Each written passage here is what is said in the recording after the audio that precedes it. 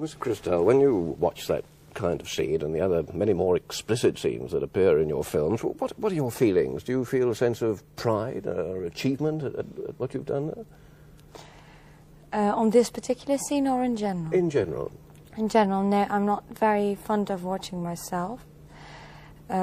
Because while doing it, it's never like the shown result. But seeing this, I must say, Borowczyk did a great job. The photography is quite nice. But do you feel any sense of people condemning you for appearing in this sort of film and that sort of scene and the other scenes that we can't show? Well, of course, those who've seen only these kind of films, they will. But apart from erotic films, I've made some non-erotic films, who of course were not successful at all. And they'll condemn me for doing only erotic films. That's not the fact. My only successful films happen to be erotic. Nowadays, films are kind of more violent. If we talk about Emmanuelle nowadays, it's like Alice in Wonderland. But I suppose, quoting the argument of people who do condemn these films, they would argue that it encourages promiscuity and immorality and so on. Do you think it has no effect at all? Immorality in what sense? I mean, if somebody thinks life is to exploit the utmost of pleasure, then I would say it's immoral because there's lots of other interesting things to do. I do agree with them.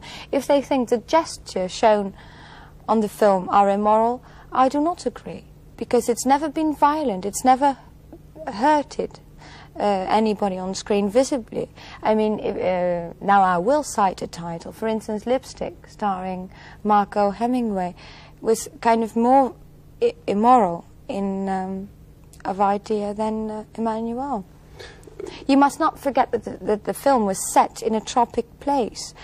Bangkok, Bali, Hong Kong, Seychelles Islands. What difference does that make? It makes a difference that there's no local paper even, there's no television, no radio, there's nothing else to do. But you can hardly excuse all your films like that, surely. I mean, the latest film is set in Paris. There's plenty of television in Paris to watch. Yes, but this is another film. This is after the novel of André-Pierre de Mandiac, directed by nobody else less than Walerian Borowczyk.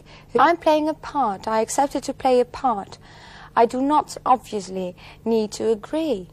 There's of course lots of actors who are afraid to play the villain or the ugly person or the prostitute. I thought this time it was kind of interesting because it's about a man who has heard that his wife is dead, his son is dead, and he decides to live 3 days in Marge. He meets this prostitute who's not at all at her ease or fits in this kind of entourage in this brothel. And it's a kind of Marlene Dietrich stepping around in the halls of Paris, and he's a kind of obsessed. So he lives for 3 more days, because he's going to kill himself anyway. It's a psychological drama for this man. Well, you could call it a psychological drama, or just an excuse for a lot of shots in a brothel. About that you should interrogate Borowczyk. I'm now explaining my part. My part is there to be a kind of an illusionist, a kind of a fata morgana in this film for this man. I could even be not true, just live in his imagination. And that's Borowczyk's excuse, I'm afraid, really. From all this I gather, you do take this seriously then? You don't look upon this just as a way of making money? I have to, otherwise there's no point in starting the film. If I don't take it serious from the beginning, I mean, I would be a real prostitute just taking money because. And yet I think in 1 year you made 6 films, and you were quoted as saying that it was impossible to get into the character of every different girl that you play because they come and go so quickly. You are an instinctive actress, I think you said. Instinctive in the sense of understanding the director, kind of adaptive to minds, maybe. And I must defend Borowczyk more than the directors of the Emmanuelles, because they were about to make commercial films, and Borowczyk never was.